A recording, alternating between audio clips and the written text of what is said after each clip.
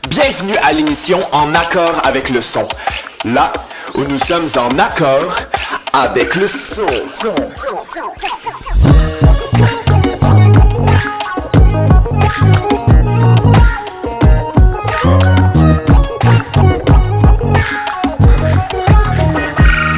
Imaginez la scène.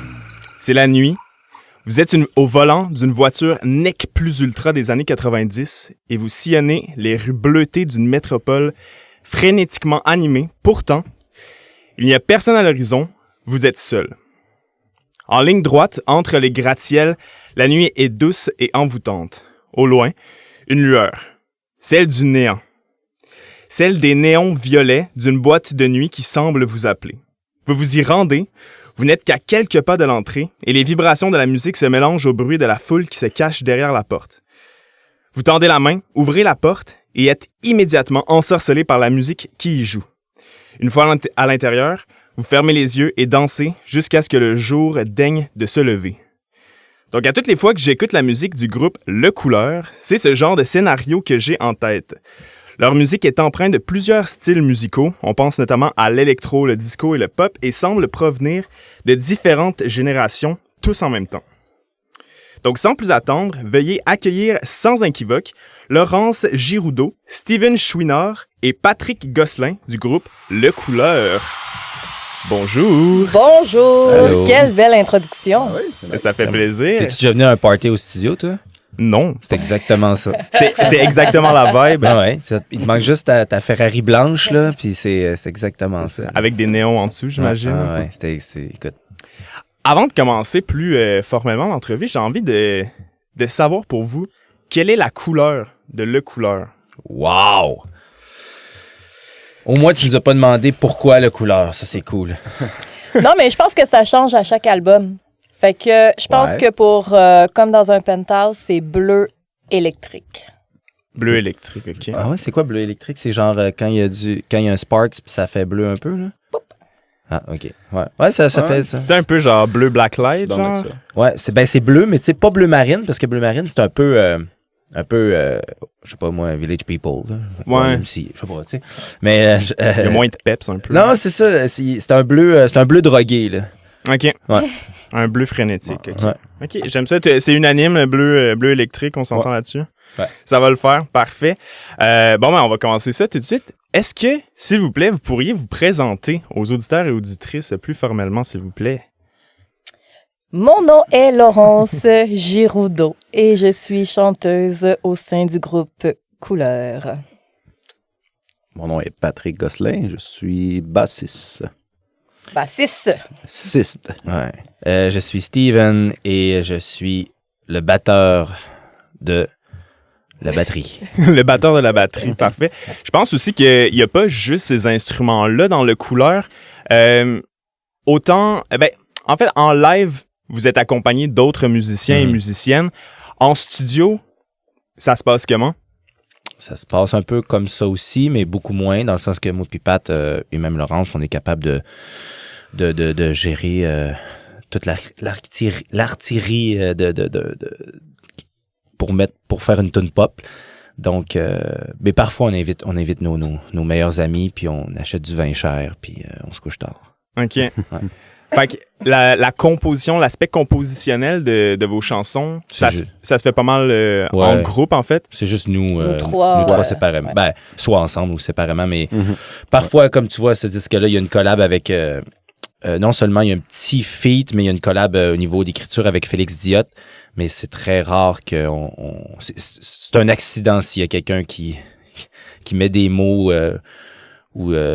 Félix Bellil a collaboré. ou des aussi, accords, c'est ça. Ouais, c'est Félix Bellil aussi de Choses Fait sauvages. que c'est juste les Félix qui sont autorisés Ouais, exactement. à collaborer, à composer avec. Donc, si t'es un Félix, appelle-nous. OK. Malheureusement, mon nom n'est pas Félix. J'ai envie directement qu'on écoute 3 chansons qui paraissent sur votre nouvel album qui s'intitule Comme dans un penthouse. Donc, on va commencer avec la chanson Penthouse, justement. Puis, Pourquoi pas? Et on va finir avec Autobahn. Donc, bonne écoute. Donc, comme j'ai mentionné, c'est votre tout nouvel album. C'est votre 4e album complet depuis la formation du groupe. Mais votre discographie est quand même très, très dense en termes aussi de singles, de EP, de mixtape et ce genre de choses-là. Puis, je me demandais, en fait, c'est qu'est-ce qui a motivé la création maintenant d'un album complet, d'un 4e album complet? Ouais, c'est vraiment une bonne question. Parce que on aime ça. Tu sais, on n'a pas... c'est pas le du contre c'est quoi le contraire de l'agisme là, c'est pas je veux dire les kids ils aiment ça les singles. Tu sais, ma fille de 7 ans, elle aimerait pas ça un disque là, complet. Ouais. Mais nous on est quand même on n'est pas vieux mais on est quand même assez vieux pour vraiment triper là sur les disques. Puis mais il faut dire que c'est un petit album aussi là, il dure comme 30 minutes, 1 seconde. Donc, c'est un petit album. Puis, je pense qu'avec un album, c'est plus facile aussi d'avoir un concept, d'avoir une DA, d'avoir une image, d'avoir une histoire. Fait que je pense qu'on est allé vers ça aussi, là, pour un objet complet, là, tu sais. Donc, histoire, album. Puis, on est assez inspiré, je veux dire, c'est ça, on est assez inspiré pour faire encore ce genre de format-là. Là. Ouais, c'est le genre de projet quand même un peu plus massif. Puis, semblerait-il que c'est un album conceptuel avec des personnages. Voulez-vous nous raconter un peu c'est quoi l'histoire, en fait, de cet album-là? Sans nécessairement spoiler non plus. Non, ben, il n'y a pas de gros spoilage, mais non, c'est ça. C'est Laurence qui avait parti au début le principe de la recherche, la découverte de l'Antarctique. Puis là, ça en est suivi... Ouais, c'est ça. Ouais, je tripais bien sur l'exploration de l'Antarctique. Mais là, ça en est suivi de... Là, pour t'expliquer de... Ben, ça en est suivi de... Je trouvais ça intéressant qu'on aille vers des territoires qu'on n'habitera jamais, là. Tu sais, même chose pour... Mars, on va-tu y habiter un jour? La Lune, blablabla.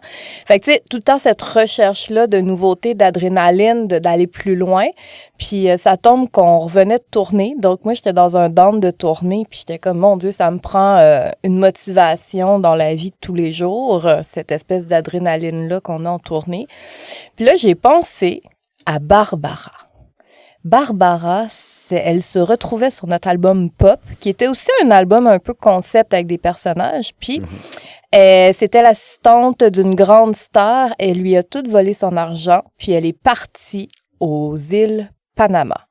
Là, je sais que ça n'existe pas, les îles Panama, là, mais elle est partie là. Partie au Panama. J'ai décidé que c'était des îles. Ouais, c'est ça. Fait que là, je me suis dit, Barbara, qu'est-ce qui se passe avec elle? On pourrait la pourchasser. Puis c'est un peu parti de ça, l'histoire de Barbara et des personnages qui gravitent autour. C'est un album vraiment enquête policier, là. C'est un album d'enquête, mais c'est un album, c'est ça, de renouveau un peu, de toujours chercher l'adrénaline, l'aventure, la nouveauté. C'est ça, tu sais, puis jusqu'où on peut aller, tu sais, c'est comme la drogue, tu sais, ou tu sais, des benders, ou tu sais, une soirée arrosée, c'est jusqu'où on s'affinit. Tout ça, tu sais, puis là pour le personnage j'allais dire dans le film mais sur l'album, c'est elle vole, elle triche, elle tue peut-être, tu sais, fait que jusqu'où elle peut aller pour aller chercher cette adrénaline là, puis à un moment donné, direct en partant la première tonne, elle se crash parce qu'elle aime la vitesse.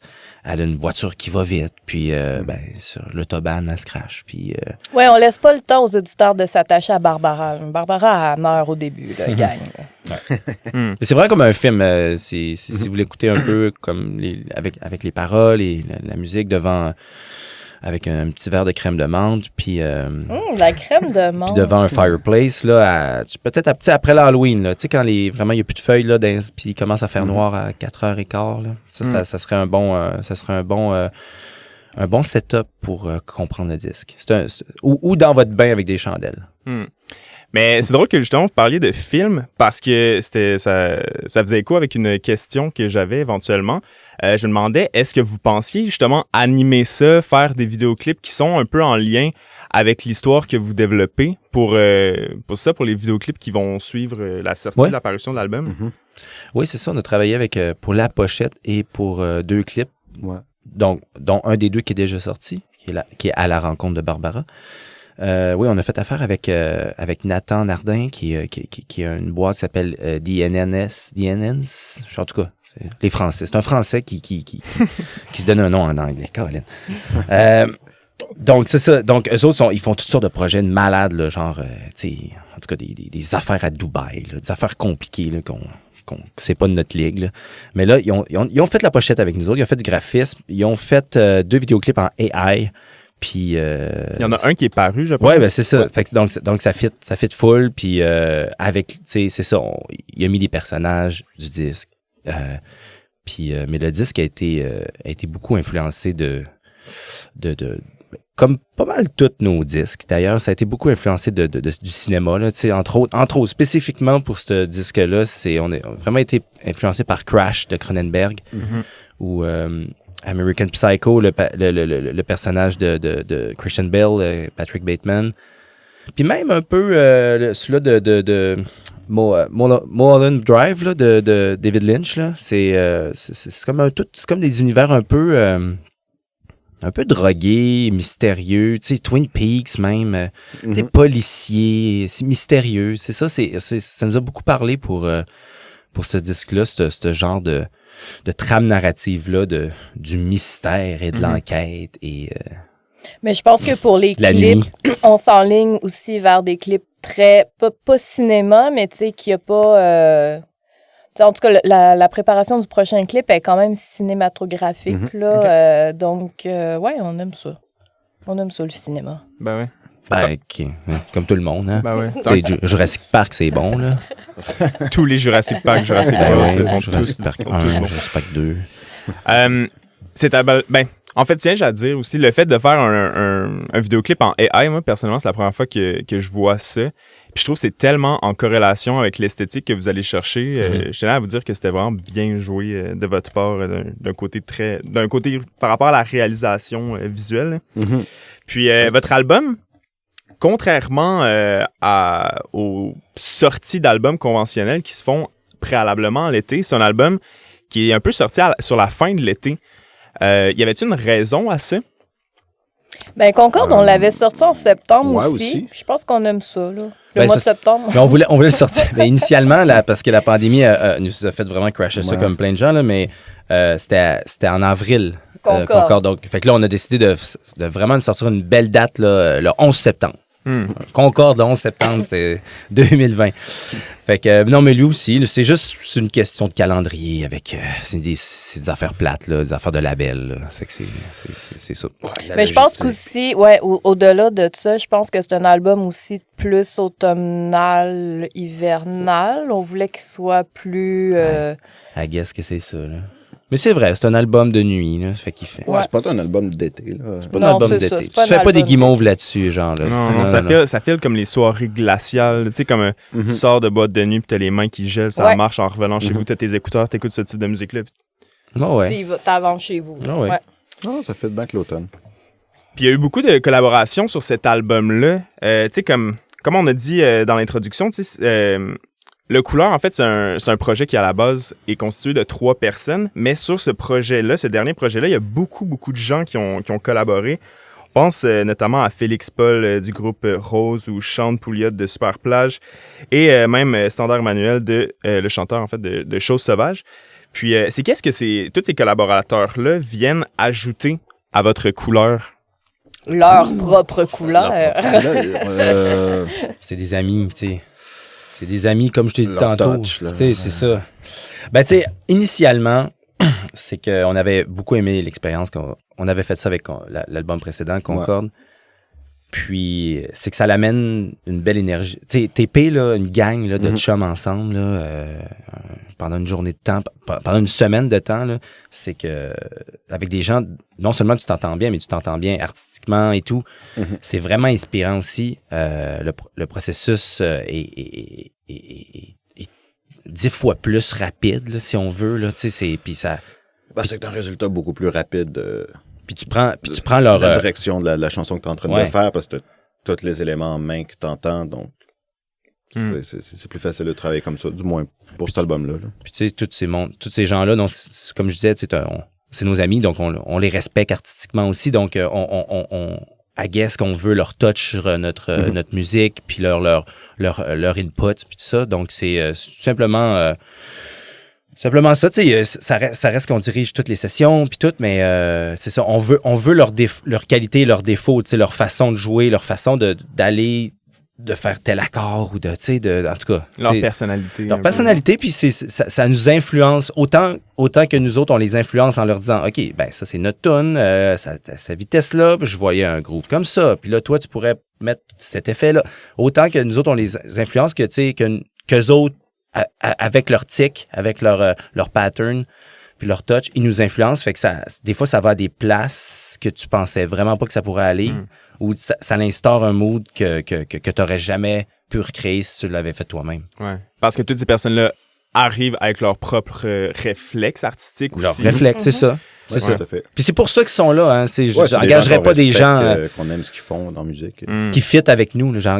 On n'engagerait pas des gens qui autant talentueux qu'ils seraient, qui ont Faut que pas ça les, aille en corrélation. Oui, ben oui. les mêmes référents. T'sais. Puis ça donne que c'est ça, il y a Félix Paul, il y a Félix Bellil, Félix Diot. Donc tu sais, c'est tous des Félix. Encore fait les que Félix. tu sais, ça fit. En termes d'inspiration, votre musique, je trouve que ça va vraiment chercher dans tous les styles, dans toutes les époques.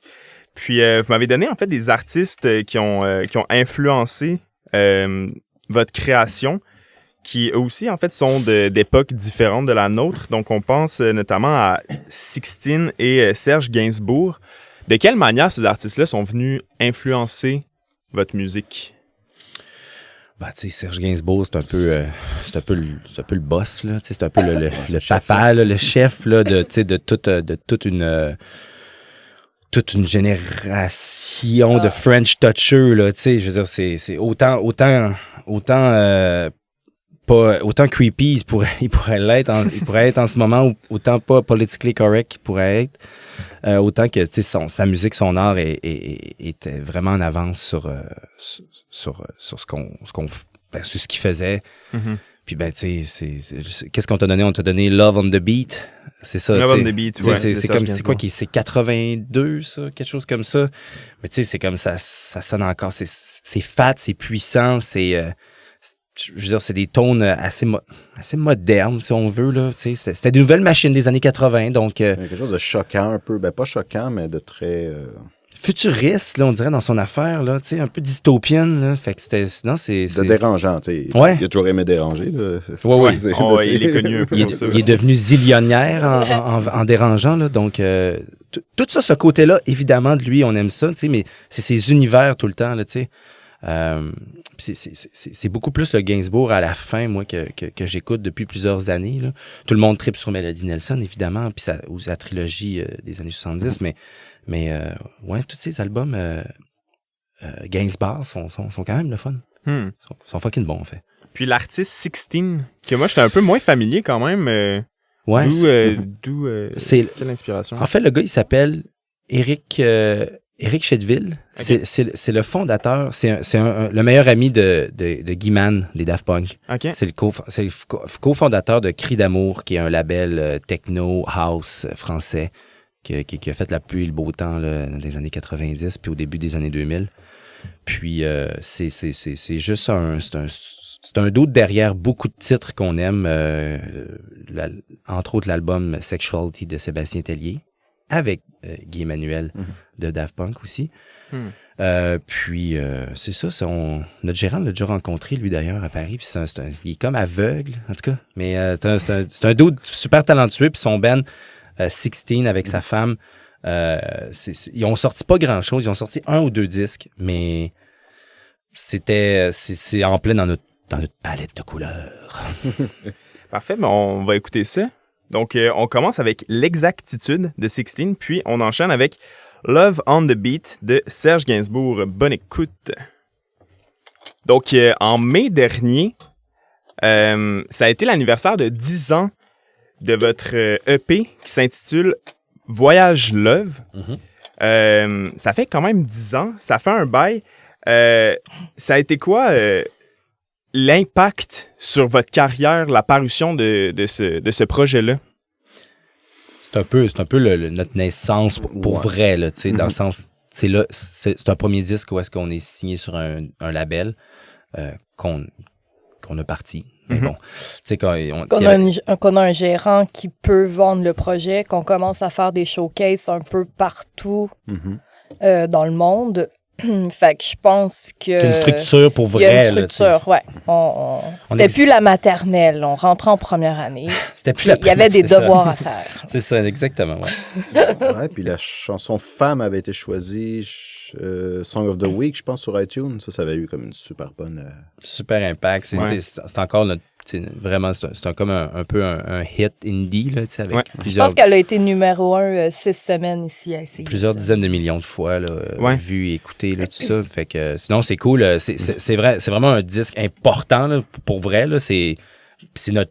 C'est pas notre premier théoriquement, mais on le dit que c'est notre naissance pour vrai, là, ce voyage-là. Donc, tenez-vous-le pour dire. On n'a pas 15 ans, on a 10 ans. Maintenant. Cet album-là, ben en fait, j'imagine avec le succès de la chanson Femme, ça a dû faire accrocher beaucoup d'auditeurs et auditrices que vous avez encore à ce jour. Qu'est-ce que vous pensez sont les choses qui font en sorte... Ben en fait, les similitudes entre le couleur de cette époque-là et le couleur d'aujourd'hui. C'est pourquoi les personnes continuent à écouter ça. On fait de la pop. C'est encore de la pop. Ouais. Tu sais, même si c'est un peu... Je sais pas. Ouais, c'est de la pop. Ça, on a toujours fait de la pop. Ça, je pense que ça va être toujours ça. Il y a une catch à ça. Ouais. Tu sais, c'est de la pop, c'est pas Marie-Mé, mais c'est pas... c'est ça. Donc, c'est une pop excusez-moi, ma prétention est que ça soit une pop très, très, très savante et sophistiquée, mais c'est ça. De toute façon, je suis prétentieuse, fait que c'est pas grave. Tu sais. Donc oui, c'est une pop prétentieuse depuis le début. Ouais. Puis ça changera pas. Si on fait encore des disques après celui-là, ça va le rester. Puis c'est une direction qu'on est fiers d'avoir gardée quand même pendant ces 10, 12, 13 ans-là, tu sais. Ouais. Puis qu'est-ce qui a changé depuis les débuts jusqu'à la sortie de ce nouvel album? Ben, je pense que les textes sont moins naïfs un peu, plus pensés, plus travaillés, autant dans leur signification que dans la sonorité que... Ben, suite à notre trip d'album concept, là, tu sais, parce qu'on est là-dessus depuis 2-3 albums. Ouais. Donc, pour nous autres, ça devient très inspirant. Puis ce cadrage-là, ce frame-là de se donner un thème, un concept, autant que ça pourrait être vraiment contraignant, mais autant c'est fucking inspirant parce que tu peux pas aller partout. Fait que là, tu te concentres dans ta petite boîte. Là, en l'occurrence, là, c'est ça, là, tu sais, nous autres ici, comme dans un penthouse, tu sais, justement, le penthouse, la nuit, le personnage de Barbara, le crash, tout ça. Donc, tu sais, on va pas, tu sais, ça, on s'en va pas en Russie ou, tu sais, en Afghanistan. On parle pas de ça. On est dans un penthouse, dans une ville un peu dystopienne, etc. Tu sais, donc, c'est inspirant. Puis je pense que ça nous permet d'être un peu plus d'être plus inspiré et être un peu plus fin là dans nos choix de mots, dans nos choix de thèmes, c'est ça. Puis en termes d'instrumentation, est-ce que ça l'a changé ou ça a resté souvent ça a resté essentiellement similaire à travers votre carrière? Ça n'a pas trop changé. Là. Des riffs de bass killer puis une forêt de synthé. Ouais. Recette gagnante. Recette gagnante. Vous avez fait beaucoup de tournées, puis j'étais curieux. Vite de même, on pourrait croire que votre musique s'écoute naturellement peut-être plus en France, étant donné que les paroles sont en français. Quel est le pays dans lequel vous avez fait de la musique que vous avez senti la plus grande connexion avec le public? Au UK. Ah ouais? Ouais, c'était malade, le UK. Ouais, l'année passée. Les Mexicains sont pas pires aussi. Ouais, au Mexique aussi, c'était cool. Mais tu sais, c'est ça, je trouve ça drôle, cette pensée-là de « Ah, parce qu'on chante en français... Par défaut. Par défaut, ça fonctionne au Québec, en France, tu sais. C'est de la musique, c'est de la dance, tu sais, c'est comme... Moi, j'avais 9 ans, je parlais pas en anglais, puis j'écoutais des tunes en anglais, tu sais, puis je comprenais rien, puis je faisais « Awing, sing, awing », je chantais les paroles, mais, tu sais, fait que je sais pas pourquoi en français, on s'attarde à ça. C'est sûrement un complexe de le coloniser. C'est que ça reste entre nous. mais bon, c'est une autre histoire. C'est de la dance, là. C'est en show, c'est de la dance. La dance pop. C'est rassembleur, puis c'est juste à un moment donné, ben les gens, ils se laissent aller, puis Laurence c'est pas chante, non plus du Félix Leclerc là, qu'on fait, là. Non, C'est pas de la chanson. La chanson à texte. Oui, c'est pas Jacques Brel, là. Ouais. Je trouve qu'il y a aussi comme vraiment un esthétique, la voix dans votre projet est tellement, je trouve, comme un instrument. En fait, t'as pas vraiment besoin de comprendre les paroles pour filer les paroles, j'aurais tendance à penser. Donc, je comprends vraiment... Mais je suppose que c'est le rôle de la pop aussi, là, tu sais. Ça dépend. Il y a des, Céline Dion, la voix est très forte et tout, là, mais je veux dire, la pop, c'est des hooks. Puis, les mélodies de voix, nous autres, on pense ça comme un hook. Il faut que ça soit catchy, il faut que ça soit... Faut pas que t'essayes... Tu sais, faut que tu le saches d'avance. Dans ça, comme je pourrais dire ça, c'est comme tu le devines, c'est quoi la mélodie de voix, tellement que c'est catchy. Tu sais, des bands comme ABBA ou même les Beatles ou les Bee Gees, tu sais, la première fois que tu entends ça, tu fais ah ben oui, ça fait du sens qu'ils chantent. Me semble que ça existe déjà. Tu sais, c'est des belles notes qui suivent un à la suite de l'autre. Tu sais, donc on essaye de faire ça nous autres aussi. Puis aussi, ce qui nous aide, c'est que Laurence, puis toutes les vocaux qu'il y a sur nos disques, c'est très français international. C'est pas les louanges, mettons, là, puis les louanges, c'est malade, là, je veux dire, mad respect, là, mais donc peut-être c'est plus exportable à ce niveau-là. Ouais. C'est moins figé géographiquement, là, si on veut. Ouais. Prochainement, en fait, vous allez faire une série de spectacles pour la parution de votre dernier album. Donc, vous allez passer à Tadoussac, à Montréal, à Québec, à Sherbrooke, à New York, etc. Est-ce que la tournée, c'est quelque chose que vous aimez faire? Oh oui! Oh oui! C'est ce qu'on aime le plus! Non, j'allais dire ça, parce que, tu sais, là, ça nous manque, là, tu sais, on a hâte de repartir. Ça fait 1 an et demi qu'on n'a pas tourné. OK. Donc, ouais, là, tu sais, autant que quand tu tournes pendant 1 an et demi, 2 ans, là, t'as hâte de te poser à la maison, tu sais, de faire des nouvelles chansons, parce que là, t'es plus capable de jouer tes tunes, soir après soir, puis t'es plus capable de faire le party aussi. Puis là, là, tu te poses, là, tu fais ton disque, puis là, t'es plus capable de faire des tunes. Fait que là, t'es écœuré d'être en studio, puis là, t'as juste hâte de partir dans une van avec tes amis. C'est une boucle sans fin. Ouais, c'est ça. Puis là, vous êtes rendu au stade où est-ce que vous avez hâte de repartir. Exactement, c'est ça. On n'est jamais, tu sais, c'est vraiment un white problem, là. C'est jamais satisfait, là. Si on n'est jamais satisfait, c'est comme ça. C'est Barbara. Ouais. Et ça, la fuite. Exact. On s'attend à quoi quand on vous voit en spectacle? C'est quoi l'énergie que vous avez? Ah, ben, c'est un gros quelle party, est l'expérience? là. C'est vraiment un gros party. Ouais, c'est vraiment cool. Si t'aimes clubber, là, c'est ça. Là, c'est énergique, dansant. C'est boum boum. C'est boum boum. Faites du petit boum boum puis venez nous voir, là. Ouais, faites, tu sais, on vous invite à venir nous voir, là. On fait le lancement le 19 octobre à l'Astral, a.k.a. Théâtre TD. Puis au Pantoum le lendemain, le 20 octobre. Mais non, venez nous voir, je veux dire, ça bûche. Tu sais, des fois, c'est même métal, là. Ça dure 2 secondes, là. Non, mais je veux dire, tu sais, puis on est des bons musiciens, là. Fuck, man. Ça bûche notre affaire. Puis vous êtes plusieurs sur stage aussi, oui, on est 6. Oui, on est 6. Puis ça déménage. Ben, ça donne envie de vous écouter. Donc, tout de suite, comme ça, on va partir avec 2 chansons, encore une fois, tirées de votre album, comme dans un penthouse. Donc, on va commencer avec la chanson moderne, transgressive et excessive. Ouais, c'est pas facile. Excuse. C'est un tourne-langue, puis en plus, ma main d'écriture n'est pas très belle, donc combiné, ça donne ce que ça vient de faire. Et on s'en suit avec Addiction. Donc, bonne écoute. Donc, Laurent, Steven et Patrick, merci beaucoup d'avoir été avec moi aujourd'hui. Est-ce qu'on peut savoir qu'est-ce que le futur nous réserve pour Le Couleur? Faudrait appeler Michel Tarot pour ça. Comment ça? C'est qui, lui? Ah oui, je l'appelle Michel Taré, moi.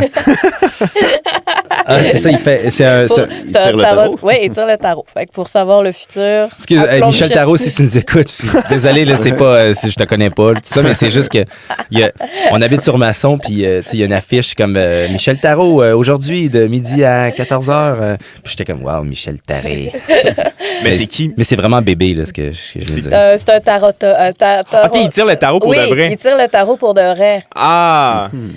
Voilà. Parfait. Fait que- Donc, Ouais, c'est ça. appelons Michel. Appelez Michel Tarot, là, vous allez le savoir. parfait. Venez nous voir en show, vous allez le savoir. Donc, comment on fait pour vous suivre sur les réseaux sociaux, j'imagine? Ben, Facebook. Instagram, c'est cool. On est encore Instagram, nous. Les affaires de TikTok, là, on est vieux. encore Nous autres, rendu là. on sait pas comment ça marche. Puis on a l'air des vieux has-been qu'on est là-dessus. Fait que on se concentre sur Instagram. Ouais, on est assez ponctuel sur Instagram. Parfait. Donc, le couleur sur Instagram, sur Facebook aussi, j'imagine. De toute façon, le lien de absolument tout ça, c'est dans la description. Donc, vous irez regarder ça. Puis, encore une fois, merci beaucoup d'avoir été avec Merci à moi. toi. Merci à toi. Bonne journée. Au revoir. Bye bye. Salut.